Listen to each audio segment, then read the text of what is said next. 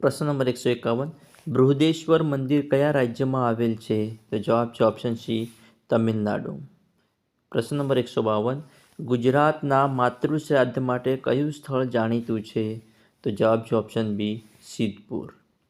પ્રશ્ન નંબર 153, મુનસર તળાવ ક્યાં આવેલું છે? તો જવાબ છે ઓપ્શન સી, વિરમગામમાં. પ્રશ્ન નંબર 154, દિલ્હીમાં સ્થિત લાલ કિલ્લાનું નિર્માણ કોણે કરાવ્યું હતું? તો જવાબ છે ઓપ્શન એ, શાહજહાંએ. દિલ્હીમાં સ્થિત લાલ કિલ્લાનું નિર્માણ શાહજહાંએ કરાવ્યું હતું. પ્રશ્ન નંબર 155, ગુજરાતમાં મંદિર બાંધવાની અને મૂર્તિઓ બનાવવાની કળા કયા સમુદાય દ્વારા સાચવી રાખવામાં આવી છે? તો જવાબ છે ઓપ્શન બી, સોમપુરા. પ્રશ્ન નંબર 156, પોરબંદર ખાતેનું ગાંધીજીનું નિવાસસ્થાન કયા નામે જાણીતું છે? તો જવાબ છે ઓપ્શન બી, કીર્તિ મંદિરના નામે. પ્રશ્ન નંબર 157, કયા કચ્છી માલમે વાસ્કો દ ગામાના વહાણને પૂર્વ આફ્રિકાથી માલિંદીથી મલબાર કિનારા સુધી દિશા આપી?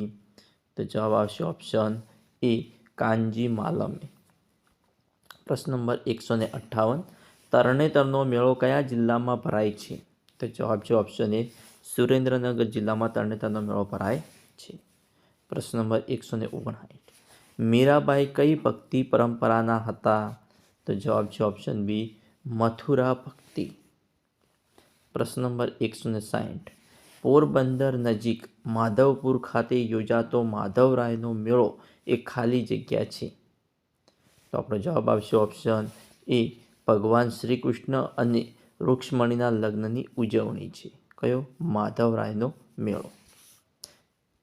પ્રશ્ન નંબર 161, પૂજ્ય મોરારી બાપુનું જન્મસ્થળ જણાવો.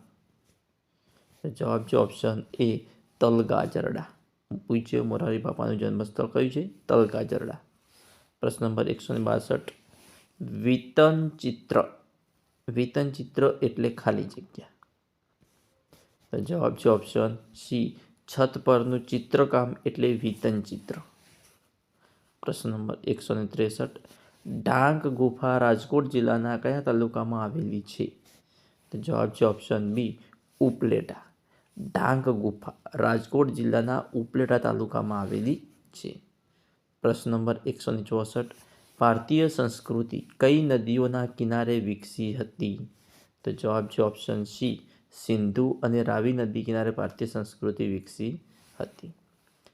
પ્રશ્ન નંબર 165, મહાકવિ કાલિદાસ કયા નાટકના લેખક હતા? તો જવાબ આવશે ઓપ્શન ડી, ઉપરોક્ત તમામ. એટલે કે અભિજ્ઞા શાકુંતલમ, વિક્રમોર્વશીય અને માલવિકાગ્નિમિત્રમ. આ ત્રણેય નાટકના લેખક કોણ છે? મહાકવિ કાલિદાસ છે. પ્રશ્ન નંબર 166, હાલી નૃત્ય કઈ આદિજાતિનું લોકનૃત્ય છે? તો જવાબ છે ઓપ્શન બી, દુબળા આદિજાતિનું લોકનૃત્ય છે હાલી નૃત્ય. પ્રશ્ન નંબર 167, ઈરમા સંસ્થા કયા શહેરમાં આવેલ છે? તો જવાબ છે ઓપ્શન એ, આણંદ જિલ્લામાં ઈરમા સંસ્થા આવેલ છે. પ્રશ્ન નંબર 168, દાર્જિલિંગની ગુફા ક્યાં આવેલી છે? તો જવાબ છે ઓપ્શન બી, પશ્ચિમ બંગાળમાં દાર્જિલિંગની ગુફા આવેલી છે. પ્રશ્ન નંબર 169, IIM અમદાવાદના આર્કિટેક્ટનું નામ જણાવો. તો જવાબ છે option B, Louis Kahan. IIM અમદાવાદના આર્કિટેક્ટનું નામ શું છે? લુઈસ કહાન. પ્રશ્ન નંબર 170, ઇલોરાની ગુફાઓ કયા રાજાઓના સમયમાં તૈયાર થઈ હતી? તો જવાબ છે ઓપ્શન સી, રાષ્ટ્રકૂટ. ઇલોરાની ગુફાઓ રાષ્ટ્રકૂટ રાજાઓના સમયમાં તૈયાર થઈ હતી. પ્રશ્ન નંબર 171, દ્રવિડ કુળની ભાષાઓમાં કઈ ભાષાઓનો સમાવેશ કરવામાં આવે છે? તો જવાબ છે ઓપ્શન એ, તમિલ, કન્નડ અને મલયાલમ ભાષાઓનો સમાવેશ કરવામાં આવે છે દ્રવિડ કુળની ભાષાઓમાં. પ્રશ્ન નંબર 172, માતાનો મઢ તીર્થસ્થાન ક્યાં આવેલું છે? તો જવાબ છે ઓપ્શન સી, કચ્છ જિલ્લામાં આવેલું છે. માતાનો મઢ તીર્થસ્થાન ક્યાં આવેલું છે? કચ્છમાં.